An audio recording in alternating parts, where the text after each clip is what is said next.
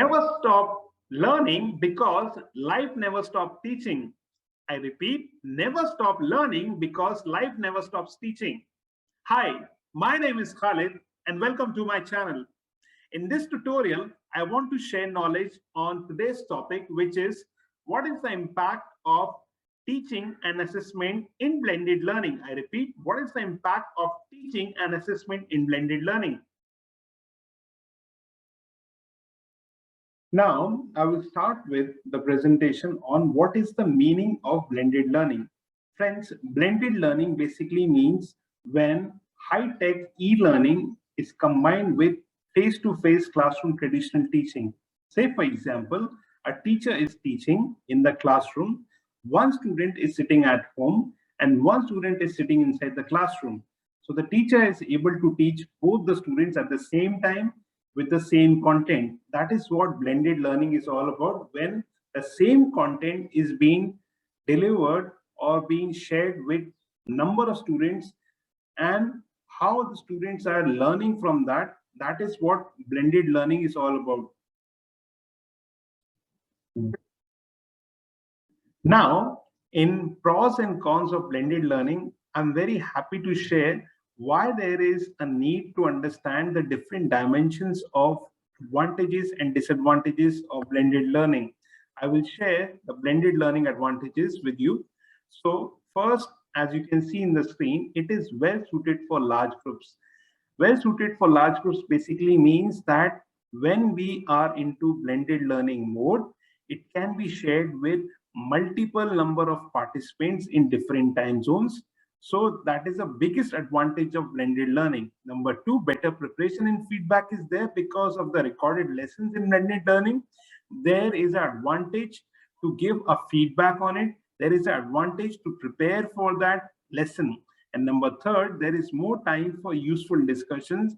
And another important benefit is blended learning makes traditional training more valuable.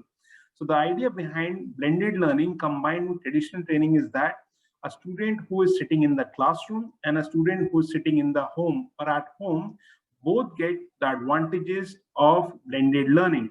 So these are three advantages of blended learning. Moving on, the disadvantages or cons of blended learning. First, as you can see, due to blended learning, there is a temporary increase in the workload, which basically means that when teacher has to go for blended learning, teacher has to take care of a student who is sitting inside the class. She or he has to check the notebooks of that particular student. Along with that, the teacher has to check the student who is sitting at home and learning, he or she is writing in the notebook or not. That is an increase in the workload. That is the biggest challenge in blended learning. Number two, lack of motivation, and depending on how you set up blended learning might diminish the motivation of your participants. So when student is sitting at home or maybe a student sitting in the class, it is not necessary that both the students are motivated to learn from technology, because sometimes the technology is not supporting the content, or maybe there is not enough energy to learn through blended learning, because that requires a lot of attention, that requires a lot of focus and concentration to be in the session and make notes along with the instructor's speed. And third is basic technology knowledge should be there to take lessons and complete assignments online with speed and enthusiasm. Sometimes the students are not tech savvy, sometimes the instructor is not tech savvy. That is very important that the instructor and student should be tech savvy to understand the different dynamics and different dimensions of blended learning, because we have to use the softwares, we have to use laptop, we have to use different types of maybe PPTs to share the knowledge. If an instructor or the students are not tech savvy, then it results in low enthusiasm and low motivation to take out the best of blended learning.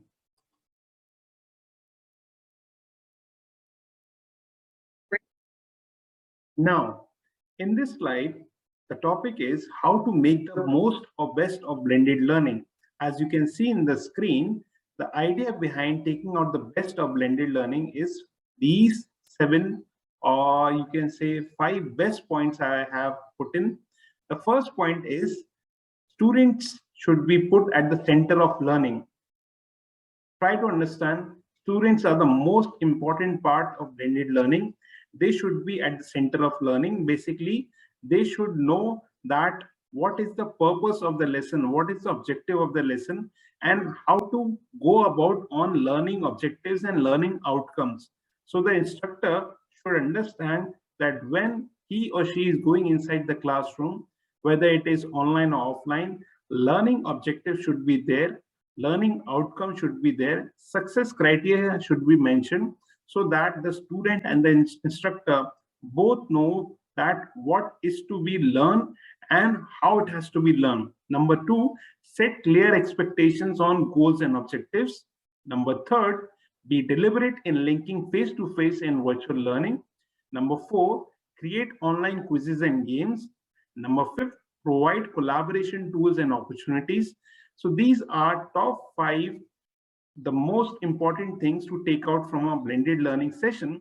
But apart from these, I think I have got an added value to it, which is including the 4 C's. 4 C's are: first, critical thinking skills; number 2, creativity; number 3, communication skills; and number 4, collaboration. So these 4 C's are also very important to take out the most or take out the best in blended learning.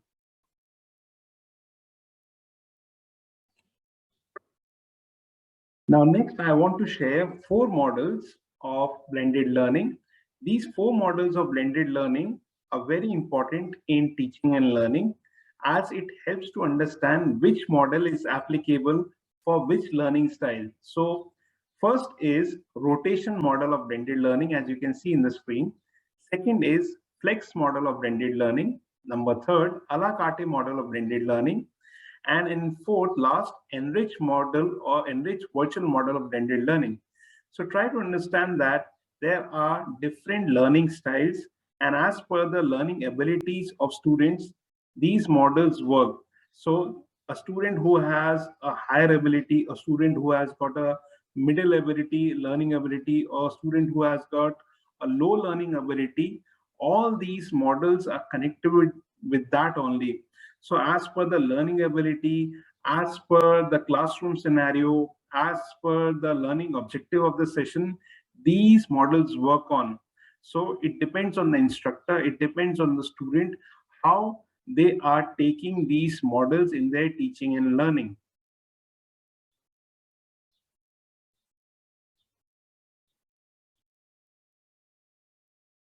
I'm really thankful to you to watch this tutorial so far. To conclude on this tutorial, I want to say that blended learning is very important, as this is the present and future of teaching and learning practices across the world. Because of blended learning, people are able to learn from any part of the world, whether it is offline or online. Due to blended learning, the people who are not able to afford full-time, teaching and learning practices or maybe education, they are able to learn because of blended learning. I hope that you have found this tutorial informative. These are the learning outcomes I want to share. What is the meaning of blended learning? First learning outcome of this tutorial. Second, pros and cons of blended learning, which is advantages and disadvantages of blended learning. Number 3rd, how to make the most of blended learning is the 3rd learning outcome. 4th learning outcome of this tutorial is 4 models of blended learning, which I shared with you. And in last, the conclusion is, please share your feedback on how I can improve on teaching and coaching 2020@gmail.com. Your feedback is very valuable to make the future tutorials informative and useful for the community. Thank you so much once again.